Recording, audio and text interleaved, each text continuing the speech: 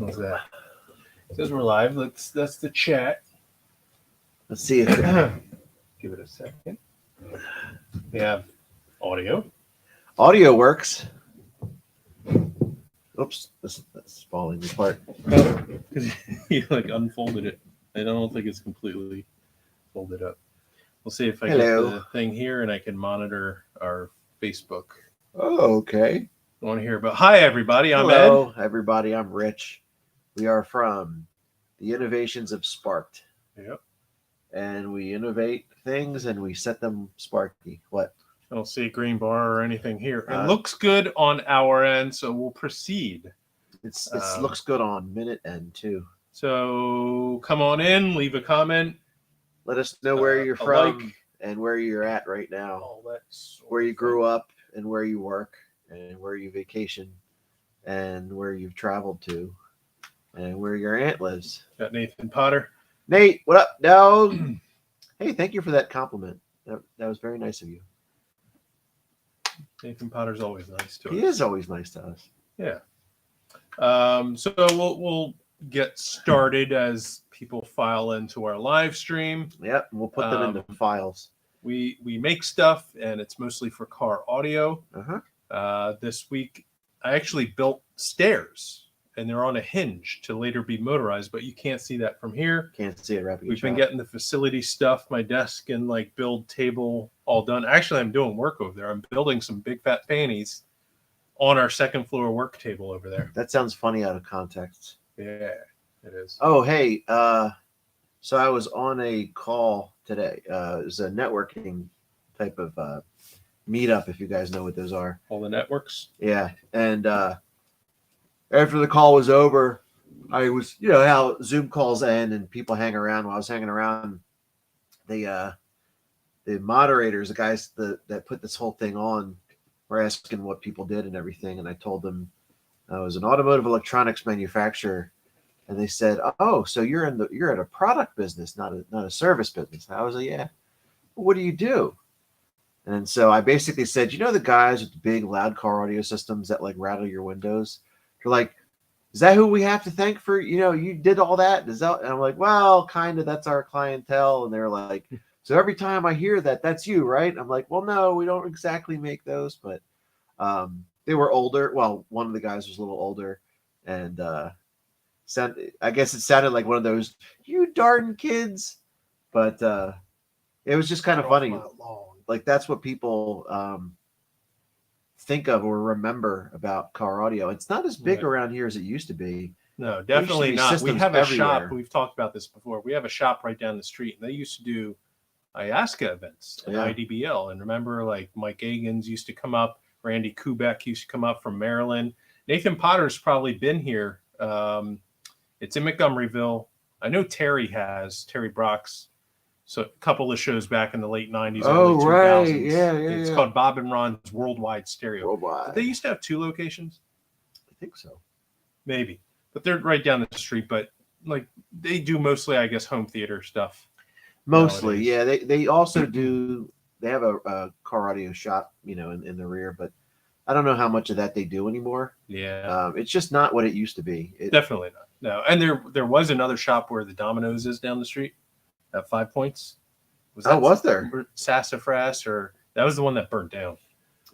Peter Domas in the house. What up, Peter? Says he thinks his order was delivered today. Can't wait to get home. I can't wait for you to get it either. Some goodies. Yippee. But toys. You were talking about like with the people on your feed and everything. I did a video years ago on my own YouTube. When I was living down in Tennessee, I did a video about like the perception of car audio people and what it has done for me and the value I think it has on people in society. And just to cut it down for time and briefly explain, being into car audio has taught me a lot of different trades. Stuff I do here with the business are directly related, but also like building stairs for the facility. So woodwork, carpentry, electronic stuff, engineering, being able to design, and trading baseball cards too. Design as far as like aesthetic appeal, being able to work with fiberglass and chemicals and all the different materials, metalworking and insulation, sound, acoustics, automotive, everything in general. Building a big stereo and not having money to have your car serviced mechanically by someone else, you're stuck on the road going to a show. You got to learn to fix it yourself. So there's mechanical stuff, automotive mechanical, and whatnot. And I've gone on down a list and getting into welding and stuff like that. And if you wanted to, you can take any one of those disciplines and create a career. Discipline yourself. Yes. Discipline other people. People get into skills and even buy tools and machinery like bow hunting to help them, and computer hacking skills to help them with car audio, but forget that those individual things could also be a 6-figure a year job, like CNC machining. Yeah. I could do just that, but use it to make switch panels for our company. Yeah. And you can use it to make speaker rings for your own car. I figure 6 jobs. Yep. 6 jobs. Oh, that's what I figure. 6 jobs. Good afternoon, y'all. John Wheelan, what's up, brah? How's guys going? And we got Randy Kessel. Randy Kesselbaum. Kesselring. When monetary awards left, the competition field was lowered. Well, that's true as far as leaving the area. So, yeah, they used to do. There was a big show at the shop we were talking about, Worldwide Stereo, every year. But also remember, and this is my first official 150 dB, the Bryn Mawr Stereo in the mall, Montgomeryville Mall down the street. They had a Bryn Mawr Stereo, which later became Tweeter. But they had a show, and it was my senior year of high school. Well, it was the summer. Wait, where was their Tweeter? In the mall. And in the parking lot, they had a show. In Montgomeryville Mall, right down the street. I didn't know that. Yeah. Oh, I only remember the one that's in King of Prussia. No, that's where my very first show ever was in '95. Is that the one where I won the worst install? Well, second place in the worst installation. You were the worst in the worst install. Yeah. But this one had a show. They had a location here, and that's where I hit my first 150 dB. I don't think you were at that show. I know Billy was with me. No, you told me about it. It was the summer between junior and senior year. So this was 1997 in my Duster. Again, that's when I put 612. I borrowed the Vega series from Dolan because I had 4 12-inch Surin Vega XLs, and he got the brand new 12-inch Vega series. Is that right? Did I borrow them? No, I borrowed JLs from him. Anyway, whatever I did, I ended up having 6 woofers, and that's how I got my first 150. But that was a shop right down the street, and then I ended up working at the Circuit City starting in late '98. Which was right in between the mall and Worldwide. So there was 3 shops. Then Best Buy opened up. There were 4 shops. And then the one I mentioned that burnt down, who used to carry Macaulay or whatever it was called. So there were 5 shops within. Macaulay Culkin? Yes, he was there. 5 shops right around here. And now there's just 1 left and they barely do car audio. I just looked and saw Peter said that he finally was able to use his golden ticket. That was a long time ago. Wow. We haven't done the golden ticket in a really long time. Yeah, we haven't had much to do with it. We can come up with that again or something else. Yeah. We got Ashley Reed Hart in the house. What's up, man? You missed the Makerspace in Baltimore. I use their CNC. Oh, to cut pieces for Terry. They have one of those in. The one he used to be Kevin Kohler for the championship.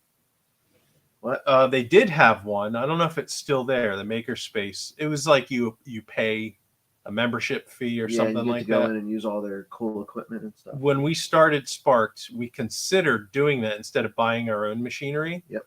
But the cost of membership and like what they had available, and distance to travel. Yeah, you got to go like into the city. I'm right on the edge of the city. It would have. Were you at the time? Yeah, that's where I am now. But it just didn't make sense from a business standpoint. Yeah, it didn't make dollars either. Yeah, Makerspace. I remember Aaron Oberst, Doc Obbs, as I call him. He's a Doc Ock. He's my chiropractor. He was going there for a while, and he said it was pretty cool. They had several floors, and I think service elevators, and there was different rooms, and I guess different floors had different machinery, and you could reserve I think reserve time on certain machines or reserve certain rooms for different projects, and just seemed like there was a lot available to anyone that needed it. Yeah. Monaco kind of has something small like that, like where you can have your own little area, and they Monaco did? I don't remember that. no. No. Huh, could be. But hey, it's a nice solution if Did that's you say butt what hay? you got. But hey, yeah. He said butt Charles hay. Roach in the house. Hi, Charles. Yeah. So we've been at a disadvantage this past week because our full timer hasn't been here. But I believe Kate, yeah.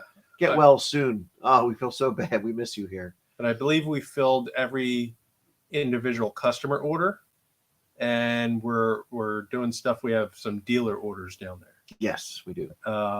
Got most of the space up here workable. It's not finished, but workable, where we can start using it.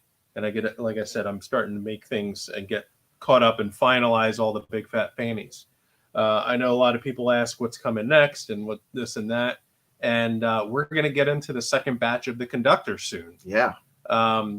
It takes a while to machine all the metal and get all the wiring harnesses and parts and everything in place. So probably March we'll have them shipping. Yeah. But it seems like the first batch of the conductor was a success. Oh yeah, for sure. Everyone they're completely sold out, and we appreciate it. Everyone that really adopted early adopters into a new product. Yeah. And that they like it, and we're just moving forward with, we'll make little refinements here and there as far as our process of making them and packaging. Well, them. yeah, we were caught off guard for sure. We've never had such a successful product launch. I found out from Down for Sound that they sold out in 2 minutes. 2 minutes as soon as they were up on the site, and the guy, my contact there, Nick Medina, he was trying to reserve a couple for himself, but he hadn't even gotten a chance to do that. And so now he doesn't have any, and now they're all sold out. So something like that has never happened for us before. And we thought we were making enough, and when we gave ample time and notice to the dealers, and we planned everything out and set it up for a release date. It was the most organized release that we've ever done. Yeah. And it was maybe too successful. But that's the thing with a small company like us. So instead of just putting all of our financial resources into one product to come out with mass, especially an untested product, well, untested in the market, how it's going to be received. Yeah. And do just mass volume of it. What we do is let's start with low volume, see how it goes, and then ramp up accordingly. Right. And we did that with Fanny. Fanny took a while to come out, and we decided we can, see how the first 100 go. And they sold decently. I think the launch of Fanny was like 60 to 70. We sold out of the 100 like in a fairly short amount of time. And then the remainder of that 100 just trickled in. Right. This was the 100 was gone right Gone. away. And we didn't anticipate that like that. We thought it would be a little bit better received than Fanny, but yeah, not like that. This is crazy. So that's the idea of ramping up as a company and growing in increments, is that the next time we do a small batch, it might be 200 or 500 or something like that. Yep. And then eventually we might not do small batches at all. It might be we're launching a new product and it's all calculated and timed well to just hit the ground running with thousands of units. Yeah, but so part of the challenge with our business model is that we are innovators, hence the name, which means that we likely will come out with products that either don't exist or don't exist in the form that we're going to release it in.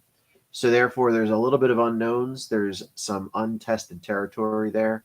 So if you don't have the intelligence and the history to go off of, you can't really make projections that well versus, hey, we're going to come out with our own subwoofer, or we're going to come out with an amplifier. Well, we can look at a bunch of companies that have done that and do that and gauge, the speed of sales. And whereas, we might come out with something that doesn't exist or is very, very new and requires a little bit of education. So we don't know if there's going to be a learning curve. There was definitely a sales cycle with Omi, and it was about 2 years, believe it or not. I think, I don't know, I think part of the reason was education and then people planning it into their systems. So they do rebuilds every year, every 2 years, depending on how involved they are in competition. So they might have said, "Oh, I'm going to install that when I redo my system," and maybe that had to be planned in somehow. And when they were finally ready, we stopped selling them. So that was a lesson learned, and the conductor was easily understood. You have a voltmeter. Everybody's got a voltmeter. They're ubiquitous. Well, It's just the ammeters should be just as ubiquitous. Yep. You have one, you should have the other to tell the whole story. Otherwise, you're just getting half the story. So we've learned that the easier to understand products. Fanny was an example of that too. Speedy was an example of that. Less so than Fanny, but it's a fan. What does it do? It blows air. You have one in your house probably. You know what I mean? It cools things down.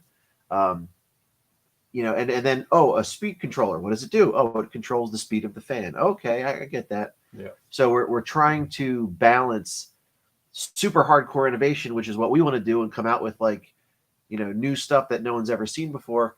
But we also have the market to consider. We also have sustainability as far as keeping the lights on type of stuff. Got a bunch of love the Spark relays. Thank you, Chris Gordon. Thanks, Chris. We do have we're like I said, caught up on a lot of things. RBX 4CH is one of them. We still have it's in the single digits now, the RBX Lite 4, as far as the clearance sale on them. Oh yeah. So if you want a relay box on the cheap, I think it was $60 for the Lite 4 is the clearance price. Like I said, it's in the single digits, and then they're gone forever. But the RBX 4CH, we have those in stock. They're moving.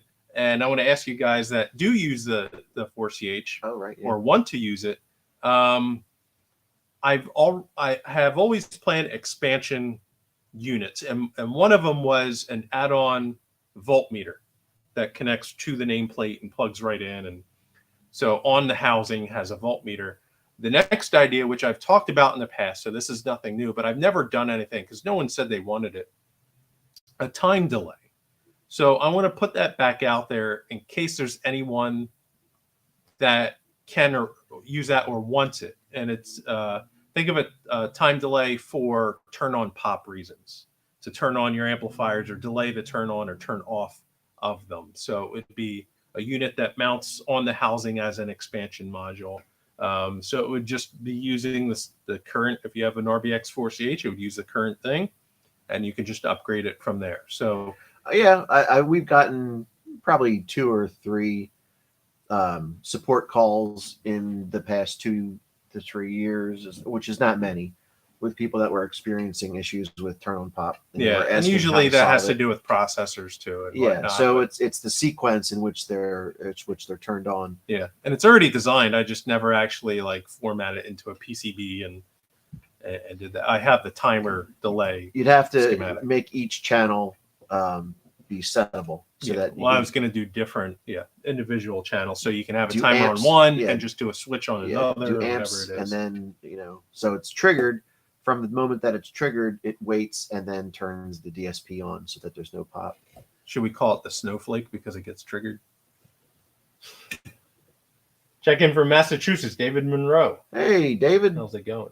It's going well. Do you happen to have another white Fanny? No, I only built 2. They were special editions. Oh, yeah. And right now there's not even parts to do those.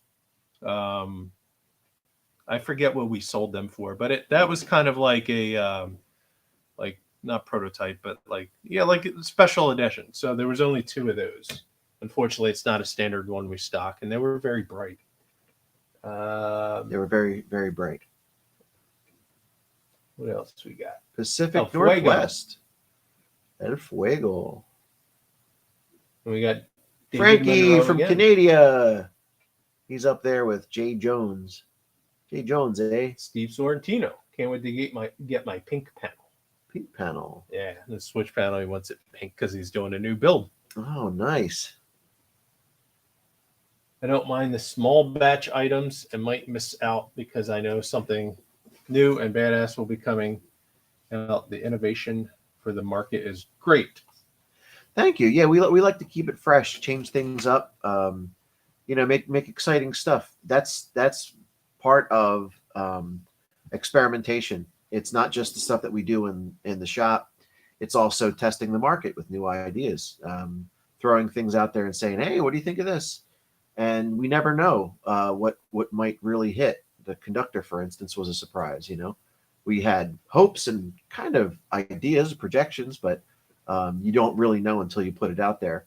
I kind of want to mention that a little bit, but should I wait? What?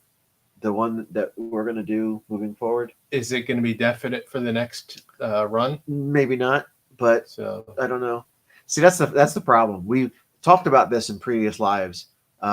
So the conductor we knew about, and we're actually pre-selling them to dealers back in September, I think.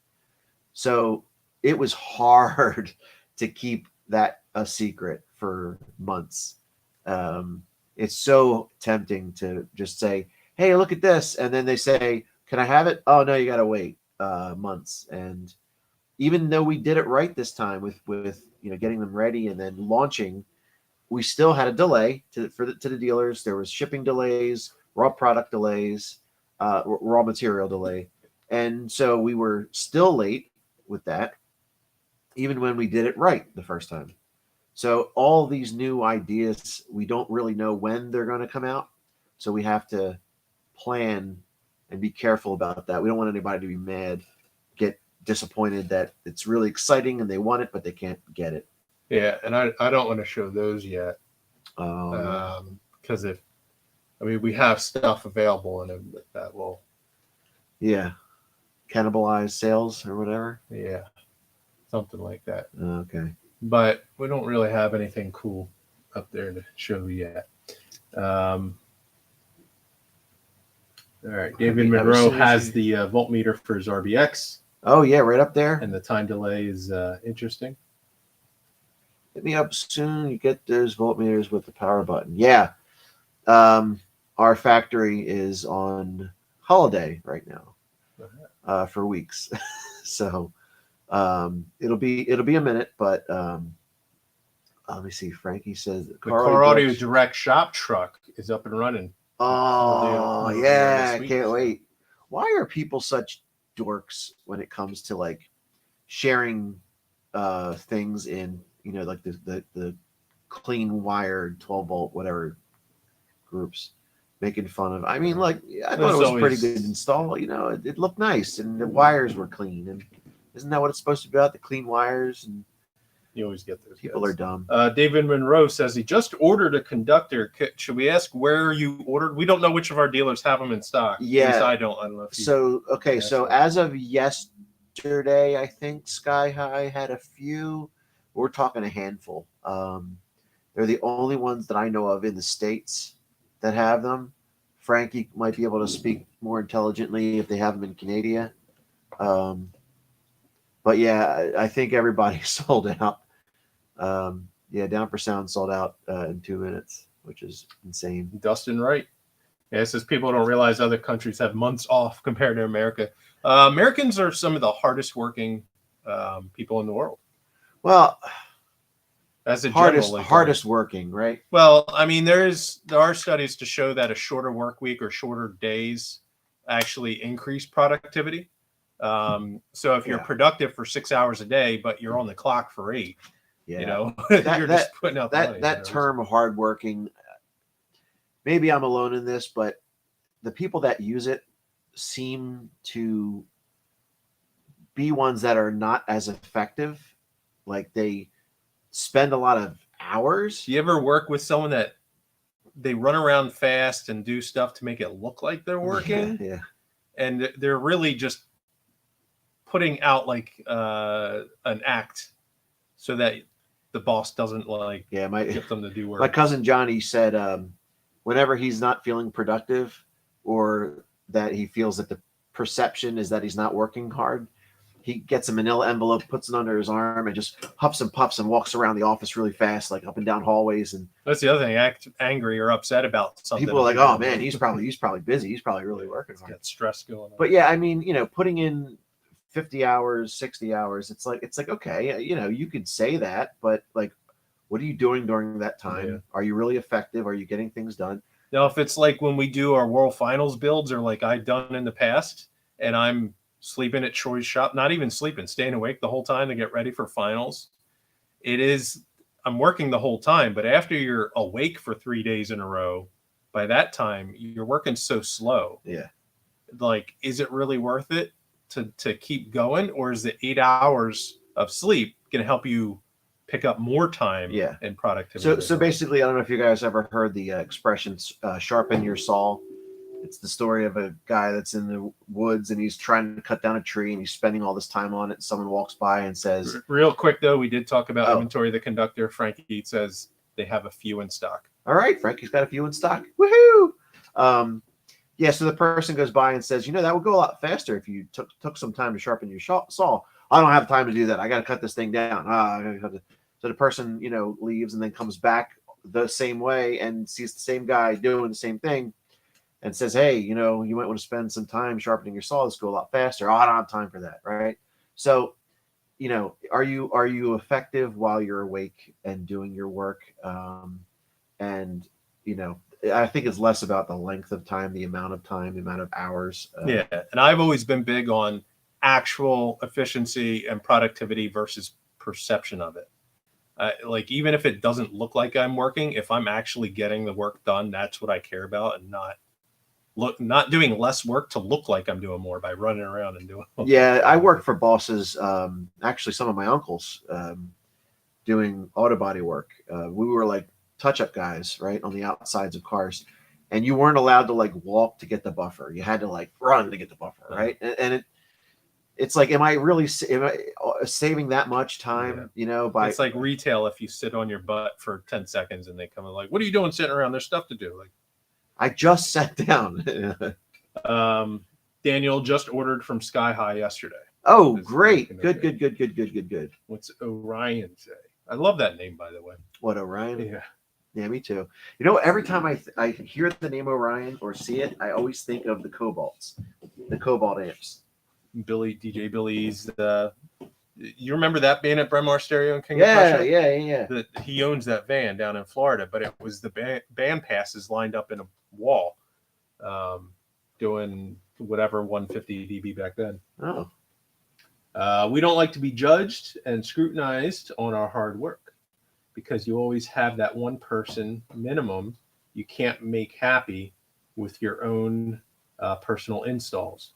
Reason I don't like posting my stuff up. Oh, talking about the car audio or the wiring club and all that stuff. There's always, you're not going to please anyone. Like, right? Like you can make it like, and how it's going to work for you, and it's at the level you want, and then someone else is going to think it's crap. And then, okay, let me make it to the level that might make them happy. And then someone else is going to be like, oh, you overdid it, man, or that's a waste of time and energy. Or this person did it better. Yeah. I mean, we came out with one of our products. Now, Steve Mead's a good friend, and it was like the switch panel or something that like he doesn't make, but someone said, oh, I'll wait because Steve Mead does it better.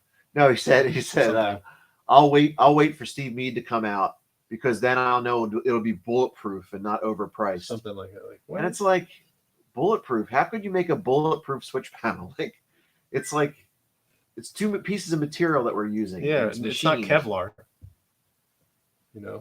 I just got your photos, Frankie. I'll look at them later. Thank you, though.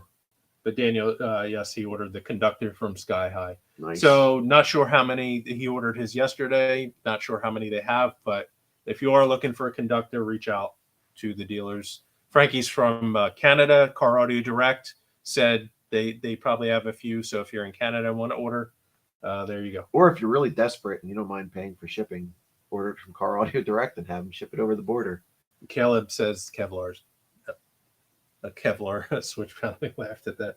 Oh, Kevlar. This is bulletproof. It's funny. When I got the very first Game Boy, when it came out, I think I got it the summer or the year that it came out, right? And I had Tetris and some other game, but it pops up when you put the cartridge in. It says Bulletproof Software. That was the name of the company. The developer was called Bulletproof that did the game. but me and my brothers and everyone thought it meant that the Game Boy was bulletproof. Yeah, yeah. We're like, this is bulletproof. Like, yeah. So if put the Game Boy in your pocket, so if someone shoots you, it'll block it or something like that. I mean, that didn't last long. It was like a week that we thought that. Doesn't seem like something that you would be gullible enough to believe. I just make stuff up. I told this story that I made everyone in first grade believe I was a robot. So either I believed it or I was the one telling people that that's what it meant, and they believed me. They had 5 in stock, minus the one talking about Sky High. So maybe 4 left. Yep, and that was yesterday he ordered. So, So Orion, I got a Game Gear.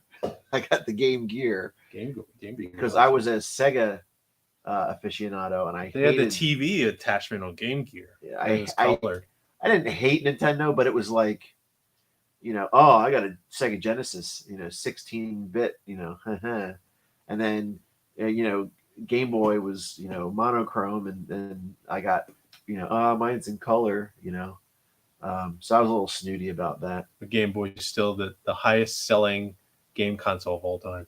Oh. Caleb got a video of a twin turbo LS swapped RX-8. Ooh, that's got to be crazy. I'd love to go drift driving in those. That'd be fun. That's something. Again, I wonder if our switch panels work for like hot rod, street rod, drift car type stuff. I'm into that stuff. I like that stuff, only but for bulletproof. I don't know if we have any product ideas that can fit there. See, what we really need, and we've talked about this as we need a better car culture in our areas. Well, that would help for sure. We also need others that are in other industries that can kind of plug us in, because we know car audio because it's what we've been doing for decades, and we love it, and it's fun, and it's a hobby, and it's not anything we have to guess at. It's just intuitively we know what other guys in this industry would want. But there's the Jeep culture, the 4x4 culture, there's side-by-side culture, motorcycles, all that stuff. Marine is a whole separate one, and I'm confident we could make products for them. It's just, what are those products? And then, where do we get the vehicle or the whatever, the dash panel or whatever, to fit and make this thing for it, right? Yeah, so push button start and auxiliary switch panels. Yeah, with switches for the fire suppression system and see, okay, and that's so I've seen switch panels that have been done for those, right? And the universal ones that I've seen, they're never done really well.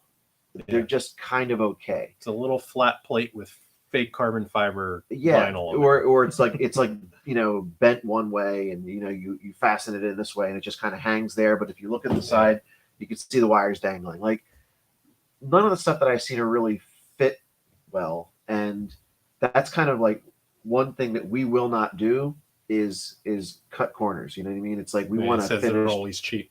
Yeah, we want a really finished product that when you look at it, they thought of everything. Is the comment that we would like to hear about our stuff, right? And he says hydro dipping them would be awesome. I always wanted to do that. I haven't, and I once in a while I'll come across a video and I'll think maybe we could start using that, but then I forget about it. I wondered if it is something that we entertain eventually, because it doesn't take a whole lot of infrastructure to do it. We could definitely handle that. We just have to look. I mean, obviously there are pools or whatever they would call them that are huge for huge parts. But if we're doing like small stuff, like switch panels and whatnot, it wouldn't take much to do that. Yeah, we would want to dive in that pool. Yeah, maybe it's something we entertain. I wouldn't guarantee that we get into it anytime soon, but it may be something. Tractor culture? You mean like big rig type stuff? No, like you think my tractor's sexy. Like Troy. No, subs in his tractor? People do that, yeah. Really? Do you have it, Orion? Does he say that? Put subs in your tractors. Well, I've seen people post pictures of them and videos of them, but how common is it really? I know there are people that work in tractors out in the field all day long. And like if you buy a brand new tractor nowadays, like a lot of them have really good stereo systems, Oh, like from factory, because like I said, you're in it 8 hours a day, has to have good AC and entertainment and all that. right. Those things are hundreds of thousands of dollars. Some of those tractors too. Yeesh. Can you modify a John Deere tractor anymore? That's the other question. There's big Single DIN lawsuits. panel for radio opening. Oh yeah, we have that. Don't you know? Well, our standard switch panel is a single DIN size, so it fits over like say a Metro Dash kit. Yeah, but are you looking for like a cage, something that's like mountable? Well, Barnaby does that, right? Yeah. Yeah. If you look at Lang Audio, is that what it is? Yep. LAF, Barnaby Lang. He does. We work with him a lot, and he uses our switches and meters, and he does some cool mountable switch panels. Kubota, yeah. Kubota does a lot of tractor stuff like that. Basin Semi YT channel. Okay.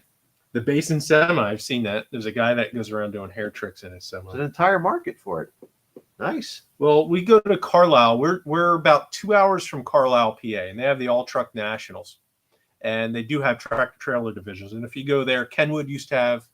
Well, I don't know if it was Kenwood's, but someone had a lowrider truck with walls of woofers that would just demo all day. And it sounded really nice too. There is an entire market. We just gotta go to those shows more often, I guess, too. Aha, Frankie. Good question. Conductor for the positive side? No, not yet. Maybe it'll have to be a different unit though.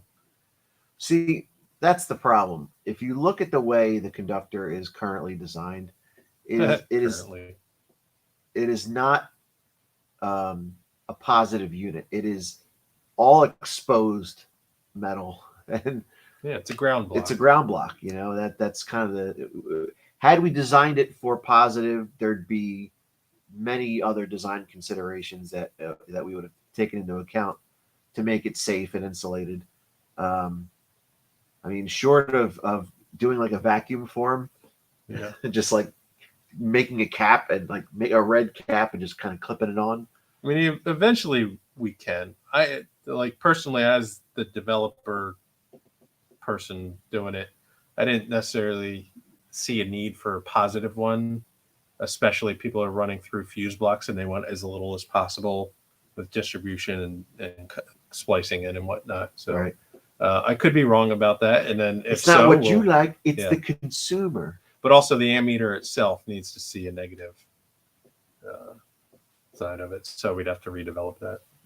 Well, if it's pessimistic, it'll see the negative side of it. That's right. Your Kubota only had cheap 3.5 speakers. Put a small Apocalypse 800 watt amp and a pair of Sundown 6.5s up in the cab. Ah, there you go. See, you start with crap, you can upgrade. 18-wheeler show right in the venue for Scraping the Coast. Now, Scraping the Coast is a show we know about, but it's far for us, so we've never been there. But I have seen pictures of some of those 18-wheeler things. I mean, it's impressive, definitely. And if we get more in with those guys with products they use, then hey, that grows us even more. We're a small team and we do what we can, but give us enough time and we'll do it. Yeah, just yesterday, I thought to myself, I want to see how many local car companies, car audio companies there are. There might have been, I don't know, less than a dozen. Mm-hmm. And I just reached out to their Facebook pages and it's like, hey, we're local. Here's what we make. Send them a link to the catalog. No one responded. It's like, of course, it's like, is it always going to be perceived as like, we don't need your stuff. We're fine the way we are. We already got that covered. We don't. Well, that's if we go to worldwide. I think when we started, I did go in there with Billy, and they weren't interested in anything. See, that's the thing. It's like I'm not insulting you by saying by insinuating that you haven't thought of this before. You know what I mean? It's just a tool that's I've been using this for years. I don't need that. And so it's like okay, all right, sure. Like that was my one comment. The 12 volt clean wire club or whatever it is. they use that like Blue Sea Systems generic fuse block that you get on Amazon. Clean Wire Club, and they use that. That doesn't look good. What's what I mean? You know what I mean? It sure, you can run everything to it, and you can make it all symmetrical and look nice, but the FBX 12 that we make, the fuse box, the 12 channel fuse box, is designed to look like a showpiece. And everything else, aside from that thing that they were using, looks great. The amps, everything, look all the braided wire. Oh, look. Then you see a cheap thing. Yeah, it's like I don't get it. So something like that, I would think installers would want to have in their arsenal for guys that are doing like show builds, that they don't have to hide this thing away because it's ugly. Some people want to save cost also, so we get that. That's fine. Hi-Fi Vegas says he just put in another order. Another one. I think today we just shipped out an order to Hi-Fi Vegas. Oh, nice. So hey, man, it's Thanks, appreciated. Man. We appreciate that. Frankie asks. Now I do want to address this. Reading real-time wattage from amps. Amps in their products. Now there is. SMD has the AM M1, which is more like a handheld meter to read wattage as it's playing to your speakers. And years ago, I talked to Steve about possibly doing a version of that and collaborating with him to put it in Ohmie, so that Ohmie would have a display. Yeah. And so the reason why I'm not being secretive about that is because someone did on Facebook was talking about that. And, it kind of took offense where someone said, hey, Sparked Innovations might be able to do something like that. And someone said, no, or I think they tagged me directly, said, no, that's not in their industry, or that's not Edward Lesser's industry. I'm like, it's exactly our industry. What do you mean? What are you talking about? So unless he was using industry where he meant like our wheelhouse of capabilities, and it would take outsourcing and collaboration, but it is a product that we did look into years ago. It just would cost an F ton to do. And so I think we mentioned earlier, sometimes cost, in coming out with something is a factor. It's a big factor. You mean the development or the components? Everything, both. The components alone would have been in the hundreds. So are you going to pay $1,000 for an Ohmie that can read real-time wattage? So it just... What components would you need for something like that would cost so much? There's a lot, the AMM1, which sells standalone for like $500 or whatever. Oh, got you. Well, no, I'm saying, what if we developed our own? Like, we have engineering and design. It's something to think about in the future. But so far, right now, nothing like that exists. The idea is there, and it is something. So the way we are with some ideas, we'll get a little bit of excitement. Hey, this is a good idea. Look into it a little bit. And then cost or feasibility, it just kind of kills it. Yeah. And sometimes we get into a full feasibility study or cost analysis, and then it kind of kills it a little bit more. But then we'll go and our resources will increase, or our capabilities will increase, and we'll revisit it. We've done that with a couple little things here and there, and what doesn't make sense 2 years ago might make more sense now or a year from now. So that might be something. So it's not the time for it. And, by putting the idea out there, yes, someone else might do it, but whatever. It's not a sparked one if they do it. So who knows? It's just not anytime soon. All right. We are over time, but we got more comments. Over time with Bill Maher? Even the Stinger stuff we use at the shop looks subpar. Stinger's a good brand. Well, I don't know about them recently. I remember what they were like back in the 80s and early 90s. He's thinking about the bigger competitors. Yeah. I mean, it would be cool. Make y'all's own circuit. We do. I do circuit design right here on my computer. We do our own PCBs, our own, pretty much everything we have is our own circuit design. Yep. I'm even doing our own addressable LED boards now. So, and in something as simple as fanning, we have the power module and the LED strip, and just to get them to mount in the housing the way we want, we did our own PCB. So instead of buying a light strip that sticks on, it's cut to our housing, and it has the LEDs in place where we want, and the plug we want, and all that stuff. So any product that we're talking about, like that would read wattage, and like the Omi was, all designed. It's all designed in house, and we would hand solder, and we have a dip station and surface mount reflow oven and everything here. So Omi was like that, and this would have just been an expansion on Omi, basically. That was the idea. It could be its own standalone thing, but that's the idea. All right, enjoy, fellas. Got to eat. Me too. Yeah. But thank you. Thanks for stopping by and hanging out, guys. Yeah, everyone. We'll be on next week, I guess, and pull China on SND now. We have a good relationship, but Steve's I got great. you. Well, and that's another thing too. Ed didn't mention, we've got a really good, talented development company that we use for really high end type stuff that we might not be able to do. A lot of it right now is explorative. It's like things that we've not even mentioned publicly, like as an idea, just to try different avenues and that kind of thing. And that's to get us to that next level. So it may be like a year in the making, 2 years in the making, but like we're starting to try and branch out to more challenging products. And you never know like when that might happen. If we blow up, as they say, we might be able to afford to be this bigger company that does bigger and cooler, more complex stuff in terms of electronics. So I'm going to sell juice. Why? Because it's simple. Instead of going complicated, I want to go simple. Actually, that goes back to an idea of like find something like simple, a juicer? Something simple and easy that doesn't take a lot of development and time to assemble, and like glue, selling glue, stuff like that. We actually talked about that before, but we would come up with our own formula of juice. On that note, Frankie, thanks, man. Much love. Randy, thanks for hanging out, stopping by. Oh, there's Peyton.